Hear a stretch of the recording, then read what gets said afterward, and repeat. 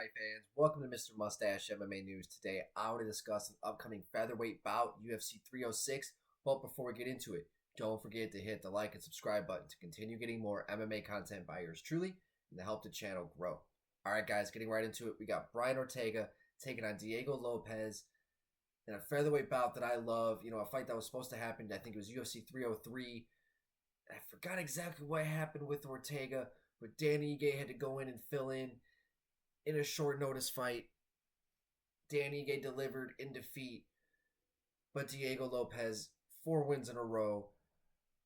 Gavin Tucker, Pat Sabatini, Sadiq Youssef, and obviously most recently Danny Ige. And against a guy like Brian Ortega, this is the next step towards that title shot. Brian Ortega standing in his way. You know, even though he's been rather inactive the last, 4 years, 5 years, he's been able to keep himself right there in that top 5, Brian Ortega, right? He had that issue with Yair Rodriguez, but then he came back. They rescheduled the fight. It wasn't looking good for him early, but he was able to get the fight to the ground, battle through adversity, and find himself the submission finish in the 3rd round. In a phenomenal back-and-forth fight, right? It just shows Brian Ortega's a fucking dog. He's able to go out there and find the victory. That's what makes him a fighter, right? His striking isn't always the best, but he's awkward and unorthodox, which has helped him find success, specifically in the Korean Zombie fight. He looked like a whole new guy in that fight.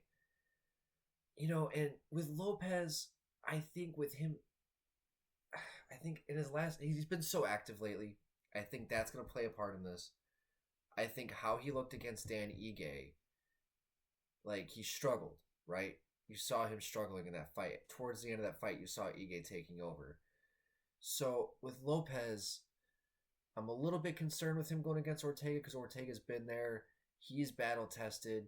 And if it doesn't go good for him on the feet, I could definitely see him getting crafty and scrappy on the ground against a guy like Lopes. But Lopes, man, explosive, devastating one-shot power, strong, big for the weight class.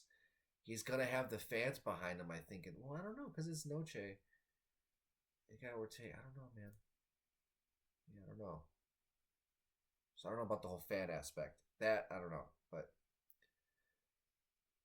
I see Ortega getting hurt like he did in the Yair Rodriguez fight, being able to turn it over on the ground, surviving enough on... Because Ortega's just a lot like in the main event. Who's in the main event? Why am I blanking? Just like Marab in the main event, Brian Ortega's the type of guy, if you're going to knock him out, you're going to have to separate him from his consciousness. You're not going to get a TKO in a guy like Brian Ortega, right? It's just, it's going to have to be like a doctor stoppage of something of that sort. You're going to have to put Brian Ortega out because that guy's not going to stop coming forward and trying to find a finish and trying to find success within the fight.